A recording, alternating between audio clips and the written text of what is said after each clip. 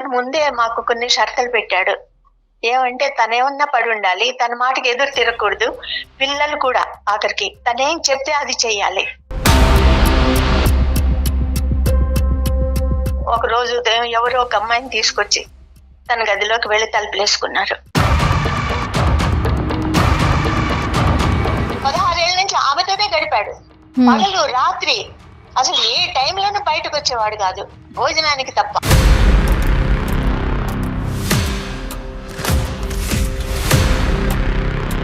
ఎవరు లేరు ఆమెకి. ఏదో నేను పక్కన ఉన్న పరిచయాలు కాబట్టి కొద్దిగా ఆ ఉద్దేశంతో నన్ను ఆశ్రయం అడిగింది. దాంట్లో ఏముందమ్మా, ఏ ఆడదైనా కానీ తప్పదు, మరి మనం ఆదుకోవాలి, ఇది భారతదేశం. ఇది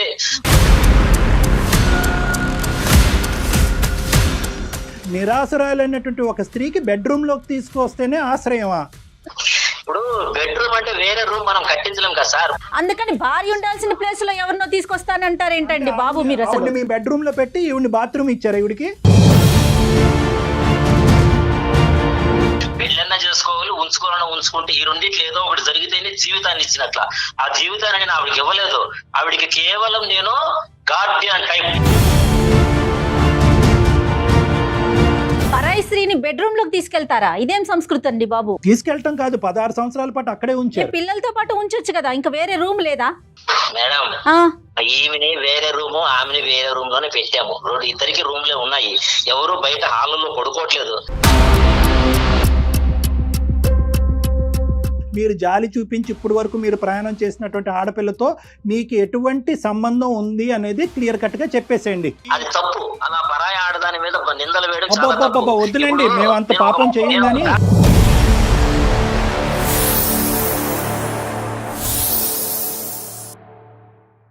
మయూర ఆయుర్వేద అండ్ సిద్ధ హాస్పిటల్ సమర్పించు అందమైన జీవితం కార్యక్రమానికి స్వాగతం. నమస్తే కళ్యాణ్ గారు. నమస్తే జయ గారు.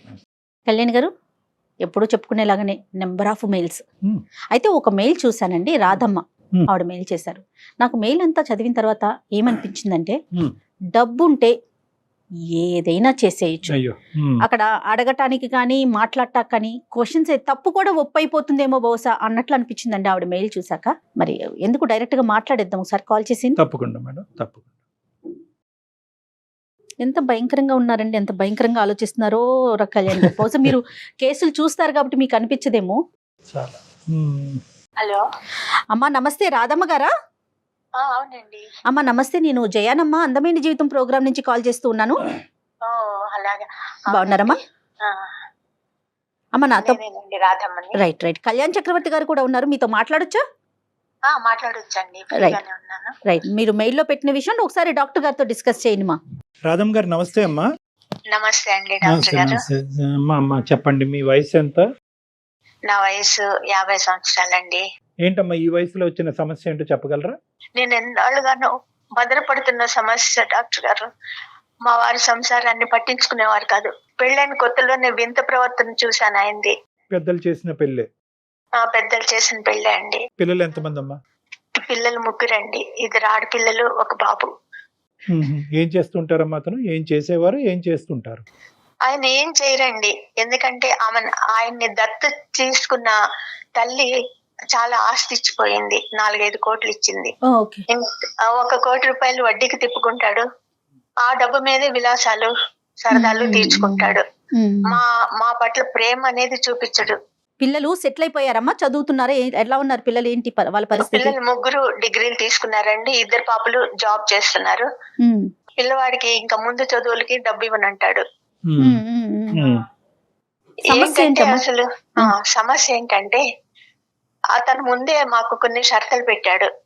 ఏమంటే తనేమన్నా పడి ఉండాలి, తన మాటకి ఎదురు తిరగకూడదు, పిల్లలు కూడా ఆఖరికి నౌకర్ని పెట్టడు, తనేం చెప్తే అది చెయ్యాలి అంటూ కొన్ని షరతులు పెట్టాడండి. నేను అన్నిటికీ పిల్లల భవిష్యత్తు కోసం ఒప్పుకునే ఉన్నాను ఇప్పటి వరకు. తనకు ఆర్థిక బలం ఉంది, అంగబలం ఉంది. అది చూసుకుని ఈ వీరుడు, అది కాక పురుషుడు పులి అనుకున్నాడు.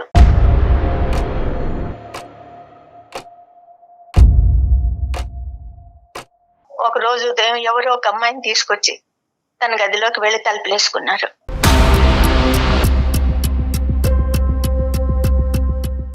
ఎవరి అమ్మాయి? ఎంత వయసు? ఎక్కడ అమ్మాయి? ఎవరో చిన్నమ్మాయి అండి. అది 5 గంటల తర్వాత బయటకు వచ్చారు. బయటకు వచ్చి వడ్డించమన్నాడు. సరే వడ్డించాను. ఆ అమ్మాయి చేతులు కడుక్కుని లోపలికి వెళ్ళిపోయింది తినేసి. ఆయన చేతులు కడుక్కుంటుండగా అడిగాను, ఎవరు ఈ అమ్మాయి అని. అంటే చెప్పాడనమాట, ఒక పేద పిల్ల, వెనక ముందు ఎవరూ లేరు, చిన్నప్పుడే పెళ్లి చేశారు, భర్త అప్రయోజకుడు, అమాయకుడు, ఈమెను ఒంటరిదాన్ని చేసి వెళ్ళిపోయాడు, ఎక్కడికో వెళ్ళిపోయాడు వదిలేసి. ఆ అమ్మాయిని ఆదరించడానికే మన ఇంటికి తీసుకొచ్చాను. ఆ అమ్మాయి ప్రాధేయపడింది ఆదరించమని, అందుకని ఇంటికి తీసుకొచ్చాను, ఇక్కడే ఉంటుంది అని చెప్పి వెంటనే తను కూడా గదిలోకి వెళ్ళిపోయాడండి.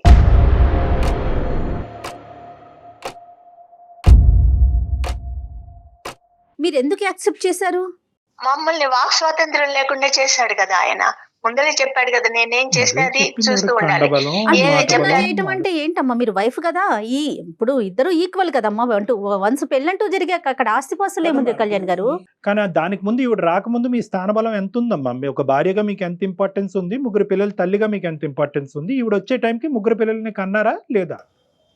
వచ్చే టైంకి ముగ్గురు పిల్లలు ఉన్నారండి నాకు. మరి ఆటోమేటిక్ గా మీకు ఉన్న ఇంపార్టెన్స్ ఏంటి? పిల్లలకి అనేటటువంటి మెషిన్ లాగా మీరు మీ పాత్ర, లేదంటే ఒక భార్యగా మీకు స్థానం ఉందా? పిల్లల మీద కూడా అరిసేవాడు, ఏమన్నా అడిగితే అరిసేవాడు.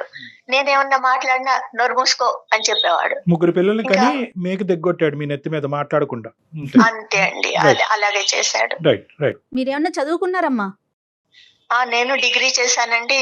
ఏం లాభం, అన్ని చేసి వంటింటి కుందేళ్ళని అయిపోయాను, ఇంటికి పని మనిషిని అయిపోయాను, ఒక జైలుకి పరిమితం అయిపోయింది నా బ్రతుకు.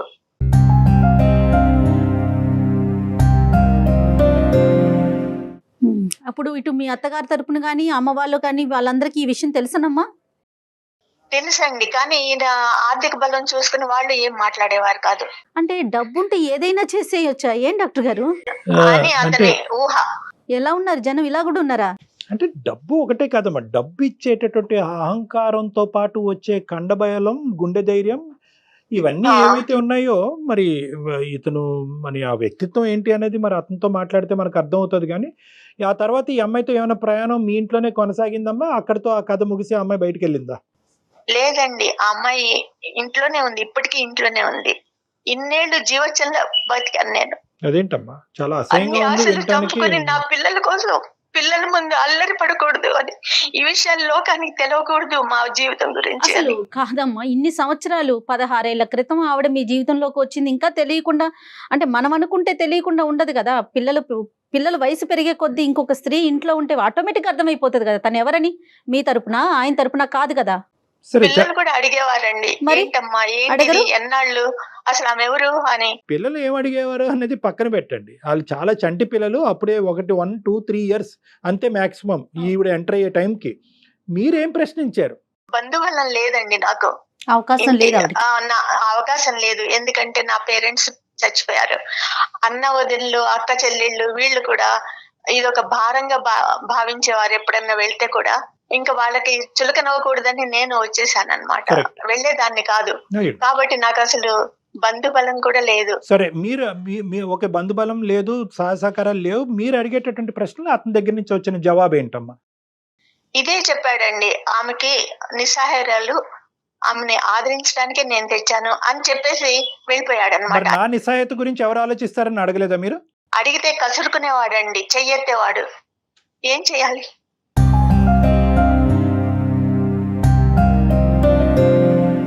రాదమ్మా, ఇప్పుడు ఆ వ్యక్తి ఎవరైతే కనుక మీతో పాటు వచ్చి 16 సంవత్సరాల పాటు మీ ఇంట్లో ఒక మనిషిగా మీ స్థానానికంటే బలమైనటువంటి స్థానం తీసుకున్నటువంటి ఆ గొప్ప స్త్రీ ఎవరైతే ఉందో ఆవిడ నిజంగా మొదటి నుంచి నిస్సహాయరాలా, లేదంటే ఇక్కడికి వచ్చిన తర్వాత కుటుంబ సభ్యులందరూ కూడా బాయ్కాట్ చేశారా? అసలు ఆవిడ కథ ఏంటి బ్యాక్గ్రౌండ్ లో? ఆవిడకి పెళ్లి చేశారండి, చిన్నప్పుడే పెళ్లి చేశారట. ఆ భర్త అమాయకుడు అంట. అతను అప్రయోజకుడంట. అందుకని అసలు వీళ్ళే కొట్టి కొట్టి ఇద్దరు కలిసి, మా ఆయన ఆవిడ కలిసి కొట్టి కొట్టి వెళ్ళిపోయేటట్టు చేశారు అతన్ని. అంతేగాని అతను వదిలి వెళ్ళిపోలేదు. ఇదంతా కూడా నిస్సహాయాలు, నేను దాన ధర్మాలు చేసేటటువంటి గొప్ప గుణం ఉన్న వ్యక్తిని ఒక హ్యుమానిటేరియన్ గ్రౌండ్స్ లో తీసుకొచ్చి కాపాడాననేది ఒక కట్టుకథ మాత్రమే అనిపిస్తుంది నాకు. అట్లా కావాలనే తీసుకొచ్చాడు అనిపిస్తుంది. రైట్. ఓకే కానీ అమ్మా. ఇదంతా నాకు గుండె కోత కదండి. ధైర్యం చేసి మేము ముందుకు వచ్చాను ఈ సమస్యను తీసుకుని. చాలా లేట్ అయిందమ్మా. చాలా ప్రయాణం. మీరు అడిగేటటువంటి ప్రశ్న బహుశా నిలదీసేటటువంటి పూర్తి స్థాయి ఎఫర్ట్ అనేటటువంటిది జరిగిందనేటట్టు నేను అనుకోవట్లేదమ్మా. ఈరోజు ఈ పిల్లల వరకు వచ్చింది అంశం, పిల్లల పెళ్ళిళ్ళ వరకు వచ్చింది కాబట్టి మీరు బహుశా మాకు కాల్ చేసి ఉండొచ్చు, ఈమెయిల్ పంపించి ఉండొచ్చు. వాళ్ళిద్దరికి ఏమైనా పిల్లలు ఉన్నారమ్మా? లేరండి, వాళ్ళకేం వాళ్ళిద్దరికి పిల్లలు పిల్లలు లేరు. లేరు. ఓకే. ఏయో జాగ్రత్తలు తీసుకుని ఉంటారు వాళ్ళు. సో ఈ 16 సంవత్సరాల పాటు మీకు జరిగినటువంటి ప్రయాణంలో మీరు ప్రశ్నించలేక గట్టిగా బిగ్గరగా మాట్లాడలేనటువంటి పరిస్థితి, బయట మీకు ఎవరు హెల్ప్ లేకపోవటం వల్ల కాంప్రమైజ్ అయ్యి తలదించుకుని ముందుకెళ్ళటం తప్ప ఇంకో దారి లేదు అనేది మాకు అర్థమైంది. ఇంటి అవునండి. అవసరాలు, పిల్లలు చదువులకు సంబంధించినటువంటి ఖర్చులు, మీ అవసరాల వరకు అక్కడి వరకు అతను ఏర్పాటు చేయటం అనేది బాగానే జరిగిందా? అంటే అన్ని అవసరాలు తీర్చేవాడు కాదండి. ఏదో రోజు దైనందిన జీవితానికి ఏదేది కావాలో అవి తెచ్చి ఇంట్లో పడేసేవాడు. ఆ సో డబ్బులు కూడా మా చేతికి ఎప్పుడు ఇవ్వలేదు. సో మా మానసికంగా పిల్లలు, నా కూతుళ్ళు సంపాదించిన డబ్బు కూడా అతని చేతుల్లోనే పెట్టాల్సి వచ్చింది. వాళ్ళకి ఆర్థిక స్వాతంత్రం లేదు. ఇంకేమన్నా అలవాట్లు ఉన్నాయమ్మా ఈ మహానుభావుడికి? అంటే తాగటం కానీ ఇలాంటివి ఏమన్నా? లేదండి, ఇది అటువంటి ఒక్కటే. అలవాట్లు ఏం లేదు. వేరే విలాస ఆడవాళ్ళ పురుషుడు. అలవాట్లు, ఈవిడ వచ్చిన తర్వాత, ఈవిడ ఎంటర్ అయిన తర్వాత వేరే ఆడవాళ్ళ అలవాట్లు ఇంటి బయట కానీ? లేదండి, అసలు రూమ్ లో నుంచి బయటకు వస్తే కదా.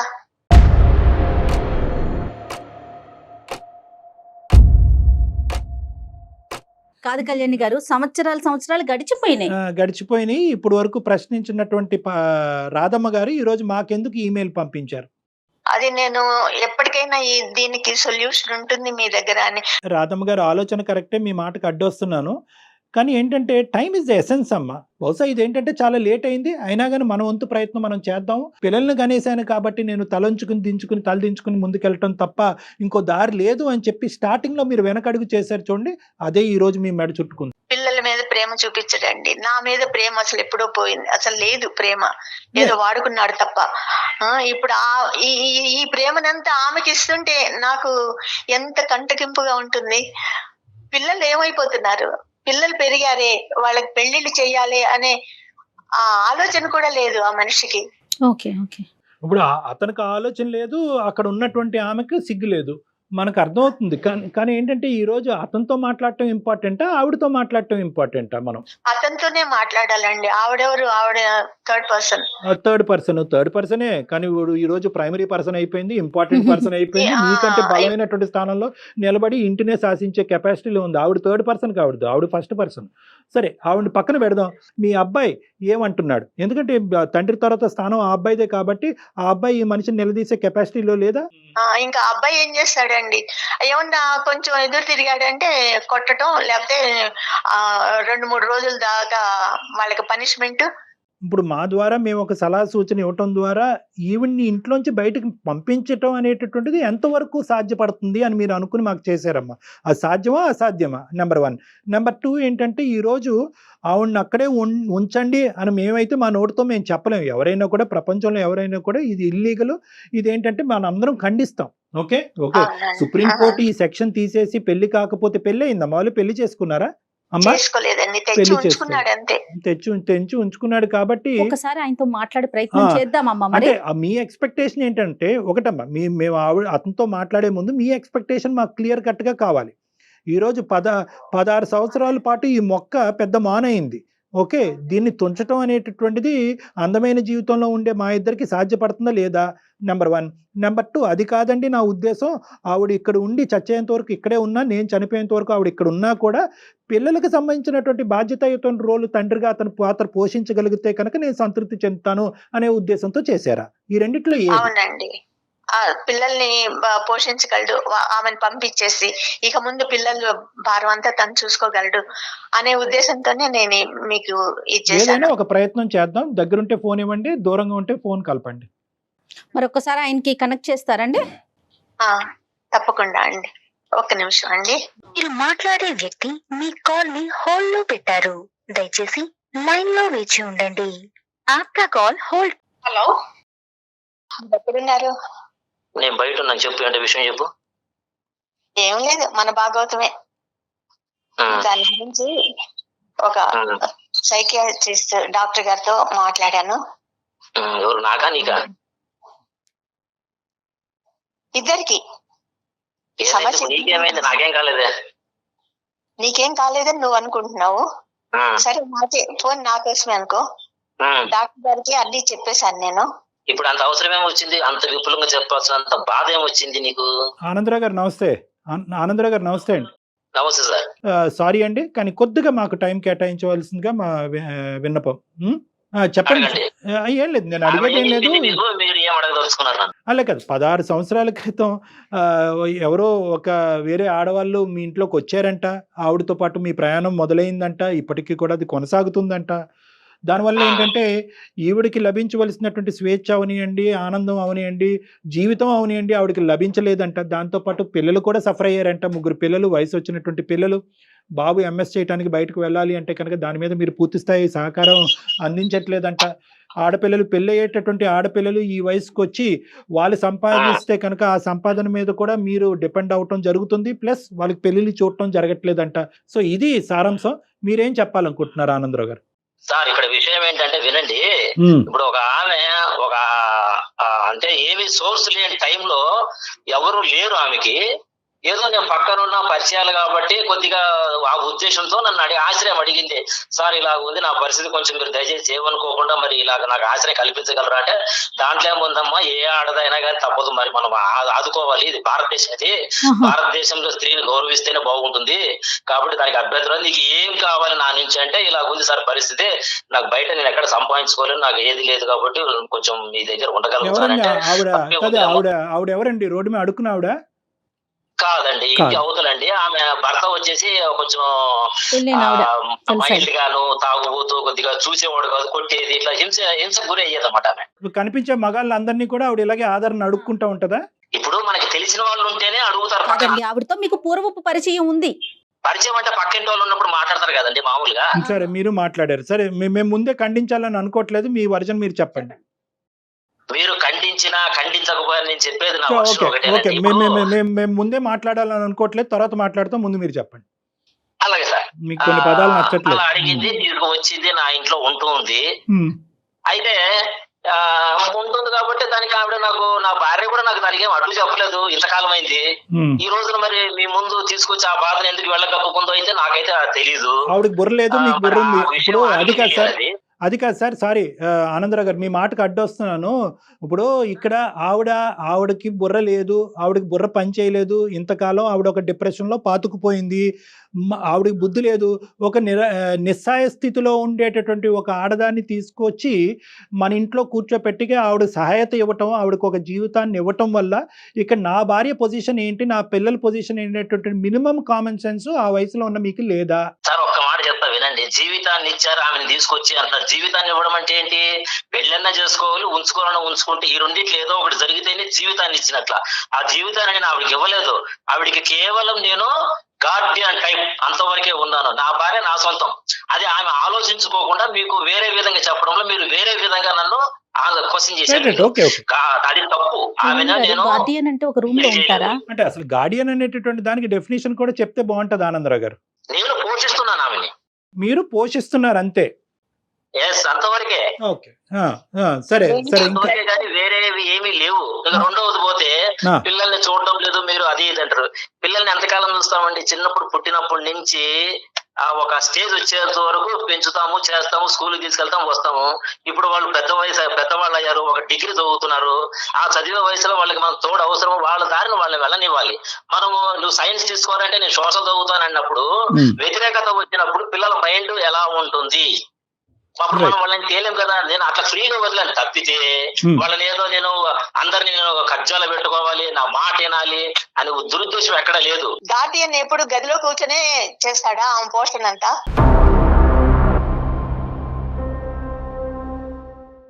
తండ్రిగా బాధ్యతలు ప్రతి ఒక్కరికి ఉంటాయండి. ఆడపిల్ల మీద ఉంటది, మగపిల్లవాడి మీదుగా ఉంటది. అందరి మీద, భార్య మీద కూడా బాధ్యత ఉంటది. బాధ్యత లేకుండా ఏ మగాడు మొగుడు ప్రవర్తించడు. కాకపోతే వీళ్ళు అర్థం చేసుకునే విధానాలు వేరున్నాయి. బాధ్యత లేదు, పిల్లని చదివించలేదు అనేసి. నేను చిన్నప్పటి నుంచి మరి ఎవరు కట్టారండి ఫీజులు? వాళ్ళని బాగా నూరి పోసింది వాళ్ళ మెదడులోకి, నాన్నిట్లా అని. ఆయన చెప్పేదంతా డ్రామా, అదేం కాదు.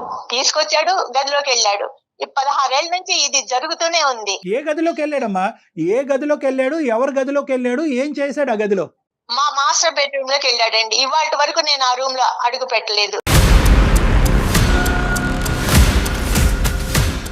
ఈ అమాయకత్వమే కదా తల్లి ఇక్కడ దాకా తీసుకొచ్చింది మిమ్మల్ని. ఆనందరావు గారు, గార్డియన్షిప్ అంటే ఛీ! మాస్టర్ బెడ్రూమ్ లో ఈవిని బయటకు నెట్టేసి ఆవిడతో పాటు ఉండటాన్ని గార్డియన్షిప్ అంటారా? ఏమో, నాకు ఫస్ట్ టైం ఈ గార్డియన్షిప్ యొక్క మీనింగ్ తెలిసింది ఇంతకాలం నేను 20 సంవత్సరాలు చదువుకున్న తర్వాత. సార్ ఇప్పుడు ఆమె ఒక మాట ఉపయోగించింది, డ్రామా అని. మరి అది కూడా తలుపేసుకుని కూర్చుంది కూడా డ్రామా అవ్వచ్చు కదా. నో, డ్రామా సంగతి పక్కన అసలు పెట్టండి. విషయాన్ని పక్కన పెడుతున్నారు మీ మీరు. బెడ్రూమ్ లో వేరే స్త్రీకి అసలు స్థానం ఎందుకు? ఆవిడ ఉండవలసినటువంటి అవసరం ఏముంది? నిరాశ్రయాలైనటువంటి ఒక స్త్రీకి బెడ్రూమ్ లోకి తీసుకొస్తేనే ఆశ్రయమా? ఇప్పుడు బెడ్రూమ్ అంటే వేరే రూమ్ మనం కట్టించలేం కదా సార్. అందుకని భార్య ఉండాల్సిన ప్లేస్ లో ఎవరినో తీసుకొస్తానంటారు అంటే ఏంటండి బాబు మీరు అసలు? ఆవిడ మీ బెడ్రూమ్ లో పెట్టి ఈవిని బాత్రూమ్ ఇచ్చారా ఈవిడికి? నేను బాత్రూమ్ ఎవరికి ఇవ్వనట్లా, ఒక భర్తగా ఆ పని చేయను కదా. మరి ఏం చేశారు? హింసించకూడదు. మరి ఏం చేశారు? ఈవిడ హింసించకూడదంట. మొదటి ప్రిఫరెన్స్ భార్యకే ఇస్తారు. ఏ భర్త అయినా కానీ, ఎంత తాగుబోతైనా, ఎంత వ్యభిచారి అయినా కానీ, ఎంత తిరుగుబోతైనా కానీ, కట్టుకున్న పిల్లలకి ఇచ్చిన తర్వాత రెండో వాళ్ళు ఎవరున్నా కానీ వాళ్ళకి మనము కొంతవరకు న్యాయం చేయాల్సి వస్తుంది. ఫస్ట్ న్యాయం ఎవరు చేస్తామో భార్య పిల్లలకి చేస్తాము. ఏం చేశారు? కానీ వీళ్ళు ఇది అర్థం చేసుకోకుండా ఏం చేశారు? ఒక ముసుగు పిల్లల సంగతి డ్రామా అని మీకేదో చెప్పేశారు. లేలే, మీరు నన్ను మాకేమి అడిగేస్తున్నారు. ఒకటి ఆనందరావు గారు, మాకేదో చెప్పేస్తే మేము నమ్మేయటానికి మేమేమి ఇక్కడ చెవులో పువ్వులు పెట్టుకోలేదు. మేము చెప్పేది ఒకటే అంశం, భార్యకి బెడ్రూమ్ లో ఇవ్వనటువంటి స్థానం వేరే స్త్రీకి ఎందుకు ఇచ్చారు? దాన్ని మీరు కూడా ఒప్పుకుంటున్నారు కదా? కాదండి, ఆవిడ బయట ఉంది, ఈవిడ బెడ్రూమ్ లో ఉందన్నది మీరు ఒప్పుకుంటున్నారా లేదా? పరాయి స్త్రీని బెడ్రూమ్ లోకి తీసుకెళ్తారా? ఇదేం సంస్కృతి అండి బాబు? తీసుకెళ్ళటం కాదు, 16 సంవత్సరాల పాటు అక్కడే ఉంచారు. పిల్లలతో పాటు ఉంచొచ్చు కదా, ఇంకా వేరే రూమ్ లేదా? మేడం, ఆ, ఈమెని వేరే రూము, ఆమెని వేరే రూమ్ లోనే పెట్టాము. ఇద్దరికి రూమ్లే ఉన్నాయి. ఎవరు బయట హాల్లో పడుకోవట్లేదు. ఈవిడ నేను బయట ఉన్నానంటే ఇంటి బయట ఉందా లేకపోతే ఎక్కడ ఉంది? దానికి రావాలి కదా. ఆనందరావు గారు, మీ రూమ్ మాస్టర్ బెడ్రూమ్ లో పెట్టినాము అని అంటున్నారు. ఆనందరావు గారు, మీ రూమ్ నేను ఎక్కడ ఉన్నానది. మీ ఇంట్లో ఎన్ని రూమ్స్ ఉన్నాయి, ఏ రూమ్స్ లో ఎంతమంది ఆడవాళ్ళు ఉన్నారన్నది మాకు అక్కర్లేదు ఆ లెక్క. కానీ మేమేం జనాభా లెక్కలు రాసుకునే వాళ్ళం కాదు. ఇక్కడ ఆవిడతో ఎవరైతే ఈ సోకాల్డ్ గార్డియన్ అనేటటువంటి ఆడపిల్లతో మీరు జాలి చూపించి ఇప్పుడు వరకు మీరు ప్రయాణం చేసినటువంటి ఆడపిల్లతో మీకు ఎటువంటి సంబంధం ఉంది అనేది క్లియర్ కట్ గా చెప్పేసేయండి. అది తప్పు. అలా పరాయి ఆడదాని మీద నిందలు వేయడం చాలా తప్పు. వద్దులేండి, మేము అంత పాపం చేయం. కానీ 16 ఏళ్ల నుంచి మమ్మల్ని ఏం చూడలేదండి ఆయన. పిల్లలకి తండ్రి ప్రేమ దక్కిందా? నాకు భర్త ప్రేమ దక్కిందా? ఏమి దక్కలేదు. ఆయన ఏదో చెప్తున్నాడు, నాకు భార్య ముఖ్యం అది ఇది అని. 16 ఏళ్ల నుంచి భార్య ముఖ్యం కాక ఇవాళ డాక్టర్ గారి ముందు భార్య ముఖ్యం అయిందా? 16 ఏళ్ల నుంచి ఆమెతోనే గడిపాడు.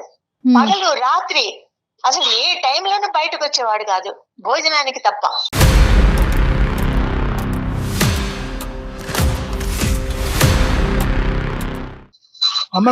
అటువంటి వాడికి భార్య ముఖ్యము, పిల్లలు ముఖ్యము అంటే ఇవాళ నమ్ముతానా నేను? ఏమి లేదండి, ఇదన్నీ కట్టుకథలు. ఆమెతోనే, ఆమె ఇంట్లో ఉంటే మేము ఇంట్లో ఉండలేము, మేము ఉండాలి ఇంట్లో, అంతే.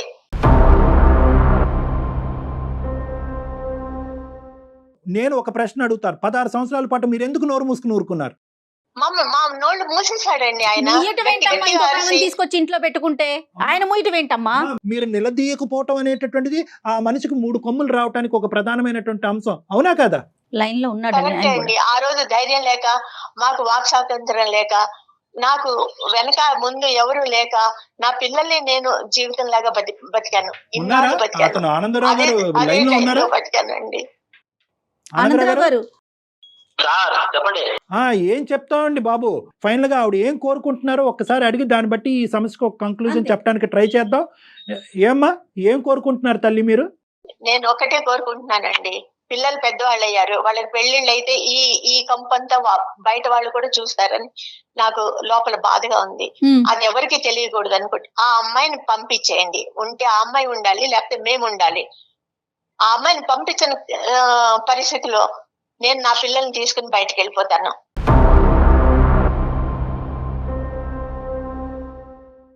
సార్ ఇప్పుడు అదే వాళ్ళు ఉద్యోగాలు చేస్తున్నారనే మనోధైర్యంతోనే బయటికి వెళ్తాను. ధైర్యం వచ్చింది నాకు. వచ్చింది, ఆవిడకి ధైర్యం వచ్చింది అని చెప్పి ఇప్పుడు లైవ్ లో చెప్తున్నారు. ఆవిడ ఒకే ఆప్షన్ ఇచ్చింది, నేను పిల్లలు ఇక్కడ ఉండాలా, ఆ మహానుభావులు ఇక్కడ ఉండాలా? ఆవిడని బయట పంపిస్తారా, మమ్మల్ని బయట పోమంటారా? సమాధానం స్ట్రైట్ గా చెప్పండి. మీ క్వశ్చన్ తీసి తగలేయండి సార్, అది కాదు. ఆవిడ ఈవిడ ఈవిడ డాక్టర్ గారు ఎన్ని ఇబ్బందులు ఉన్నాయో ఈ 16 ఏళ్ల నుంచి నేను భరించాను. ఆయనతో పాటు ఆవిడ చాకరీ కూడా నేనే చేశాను. ఆవిడేమి ముట్టుకునేది కాదు, బట్టలు కూడా ఉతికాను ఆవిడ. అంత పిచ్చి పనులు చేశాను నేను.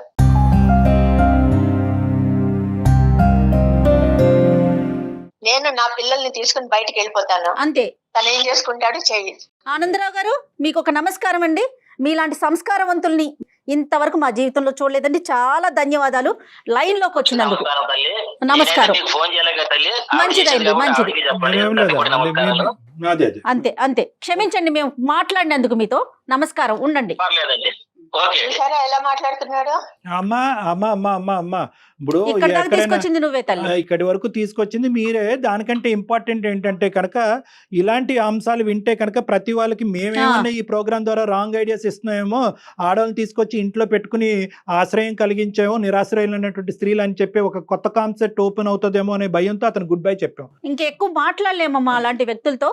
మీకు అవకాశం ఉంటే ఒకసారి పర్సనల్ గా డాక్టర్ గారిని కలవండి. మరింత మనోధైర్యం తెచ్చుకోండి తల్లి. మీ నిర్ణయం మీరు తీసుకోండి, సరేనా? ఓకే అండి. ప్రతి అడుగు ఆలోచనతో తీసుకోవాలి, ఇమోషన్తో కాదు.